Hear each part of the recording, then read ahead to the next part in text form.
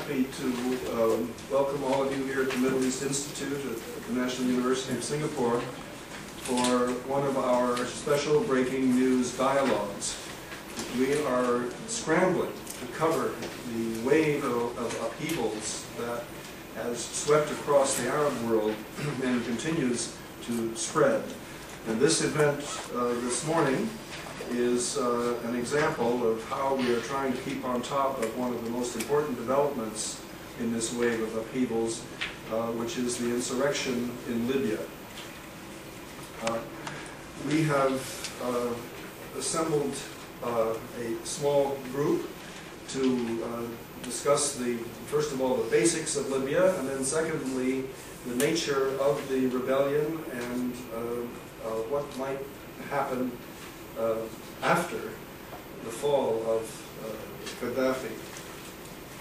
Before we begin, I'd like, first of all, to direct attention to those of you here in the audience to our latest publication on this subject, our latest Middle East Insights, which is a brief introduction to the Libyan army and armed forces, which our colleague here at the Institute, Camille Germanos, who was on the panel, has prepared on very short notice, and we're very grateful for that.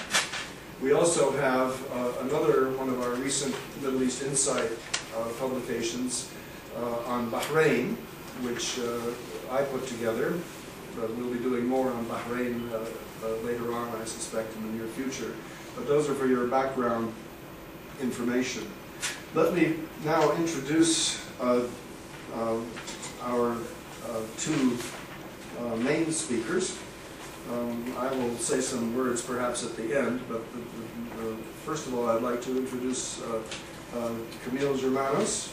And Camille has just recently joined us here at the Institute as a researcher, and she is originally Lebanese. English, she reminds me, is her third language after Arabic and French, and so she has asked me to help her with any question and answer issues that might arise after the discussion. Camille has been researching divided cities at the French School of Advanced Studies in Social Sciences. And she has a law degree and a Master of Arts degree in Communications and a Master of Philosophy degree in Comparative Development Studies. While her mission here at the Institute is to work more on matters related to Lebanon, and in particular to Hezbollah and issues of sectarian perceptions in Lebanon, she has a very wide-ranging background, and therefore I was very pleased that she volunteered to help us get ourselves up to speed with respect to the Libyan situation. Our guest joining us from Texas, from San Antonio, Texas, is a Libyan scholar, Dr. Mansour El-Kikhia. Dr. El-Kikhia is now the chair of the Department of Political Science and Geography at the University of Texas in San Antonio. He's been a member of the faculty there since 1989. He did his BA from a very respected and familiar institution to us, the American University of Beirut, and his MA and PhD at the University of California, Santa Barbara. He's held various positions, including a research position at the University of California, Riverside, and the University of Arizona at Tucson, with which we here have various connections. He specializes in the international relations and comparative politics field in political science, particular emphasis on the Middle East. And we have all been studying carefully his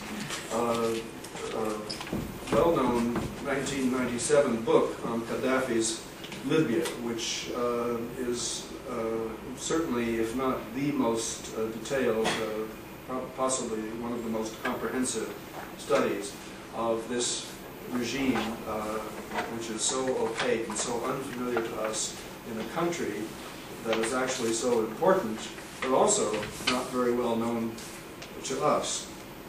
So I'm going to ask now Camille to begin, and she is going to present the geographical and historical context for the drama that is now unfolding. And after Camille has spoken, she has a number of PowerPoints to help us understand the basics about Libya. After she has spoken, I will turn to our guest in the United States, Dr. El-Kikhia, who will speak to Gaddafi and also to the question of the nature of the opposition and perhaps the direction of things in this still unfinished drama that we are witnessing in Libya. So let me turn now to Camille Germanos. Okay, and first of all, Dr. El-Kikhia, are you still there? Because we cannot see you. Can you hear us? Okay, we have. I can see you. Excellent. Okay. We have the PowerPoint. Terrific. So it's not a problem. Okay. All right. Now, Dr. Camille Germanos will be speaking now. Good morning, everybody. Today's talk is about Libya, and I will be introducing to you the political geography of the modern state. To do so, I will introduce the Libyan history in regional perspective.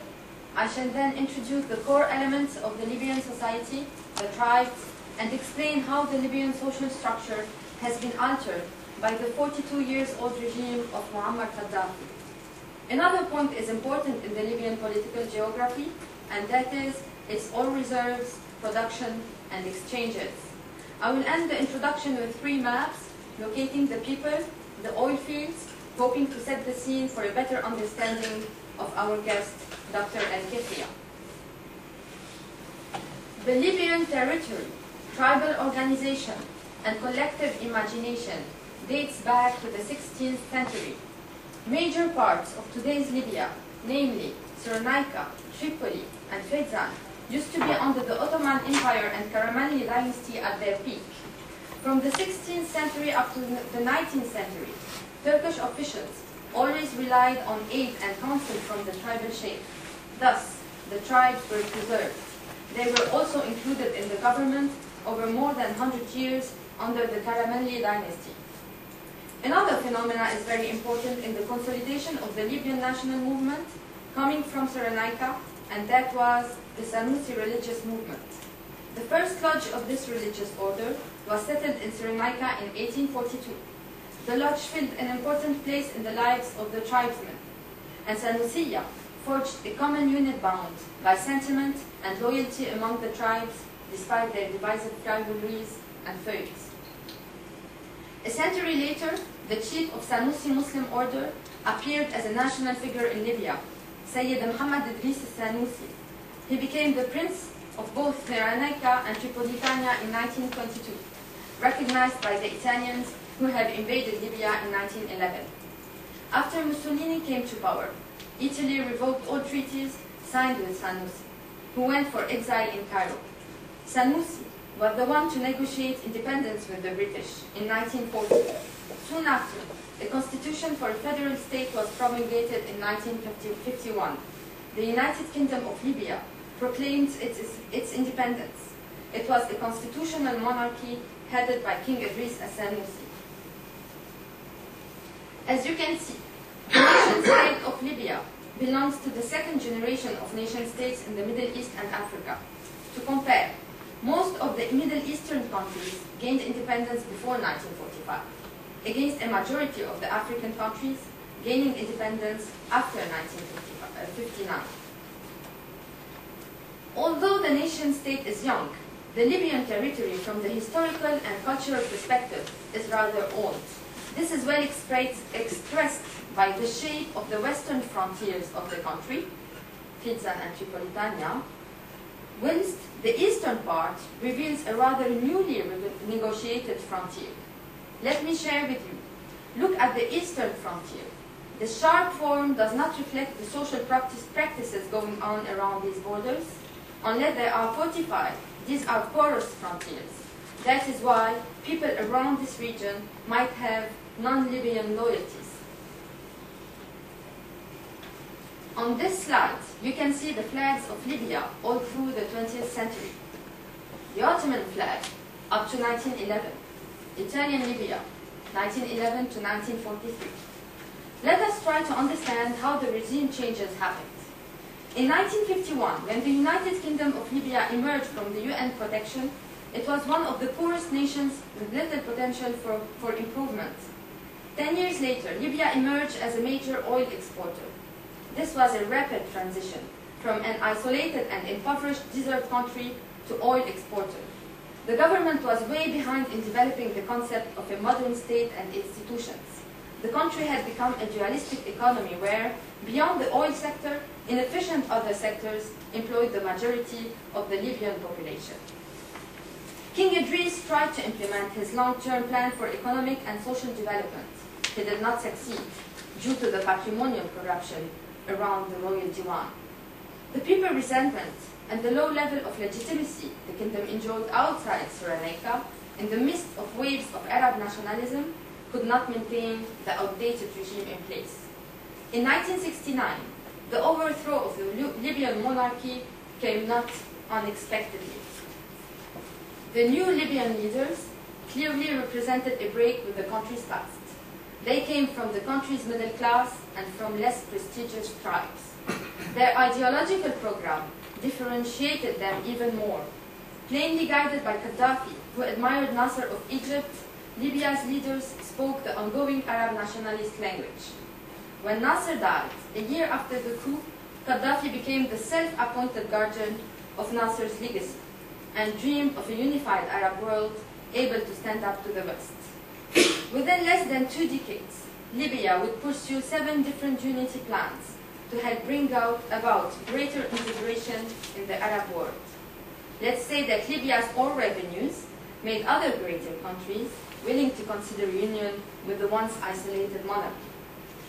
All unions failed, along with Gaddafi's internal revolution. Gaddafi lacked of programmatic clarity. He could not replace the old regime bureaucrats with qualified personnel, and did not possess the requisite skilled manpower to staff. Therefore, he considered that the bureaucracy and state institutions obstructed the country's progress. In 1973, he dismantled the political and economic institutions that could provide coherence to the country. He destructed representative political institutions. This was the implementation of the so-called Third Universal Theory. In 1975, Gaddafi released the Green Book, a compilation of his utopian ideas on what Libya's social, political, and economic organization should look like. He refers to this new state as Jamahiriya, a political community marked by consultation rather than representation. In 1977, Gaddafi declared a Jamahiriya, and a year later, he implemented his own political philosophy. We will see how his new social and political system altered the social life in Libya. Both Gaddafi and his son, Saif al-Islam, have emphasized last week the importance of the tribes in Libya. What is a tribe? The anthropologist Husham Dawood describes a tribe as a group of people who believe that they share the same blood, which induces a solidarity body. These people share the same living space. A same leader represents them. This leader, called the sheikh, is supposed to regulate the internal situation of the tribe, the relationship with other tribes, and most important, the relations with the central government. To what extent are the tribes legitimate in Libya? Before Gaddafi came to power, the tribes used to be the core organizations of the Libyan society, and therefore, when Gaddafi came to power, he sought to establish his own legitimacy based on the tribes. However, seeking for a total and sustainable domination, Gaddafi wanted to weaken the tribes. Therefore, in his Green Book, he granted the tribes a symbolic influence, whilst in reality, he created new administrative boundaries across tribal lines to obscure traditional loyalties. On the other hand, he privileged the people of his own tribe, the Gaddafi, as could only trust them for key positions. On the political level, Gaddafi implemented a so-called direct democracy concept and banned the political parties as being anti-democratic. He also relied on his intelligence services to target all his opponents. Last but not least, instead of focusing on development issues, Gaddafi focused on military service and paramilitary training. He multiplied the military armed forces and made sure there are no unified units capable of defying his regime. There is a word underlined in red. I thought that if he is able to implement his own political and social system, why can't I invent a word?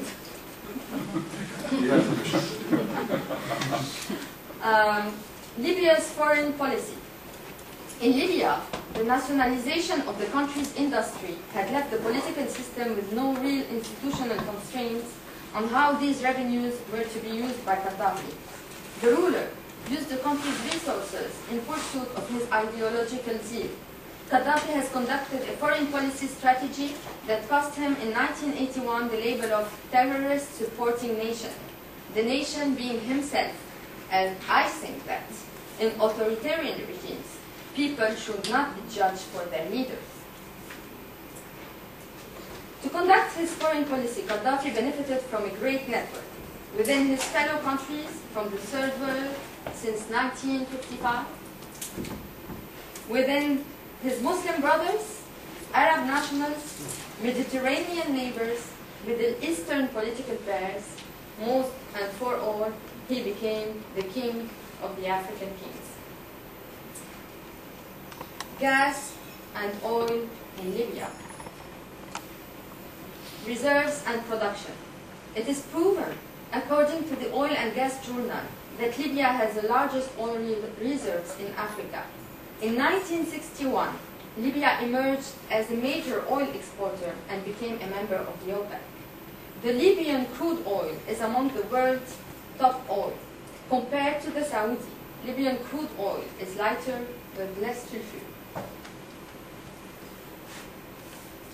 Libya has both oil production and refining activities. Sector organization. Libya's oil industry is run by the state-owned National Oil Corporation, the NOC.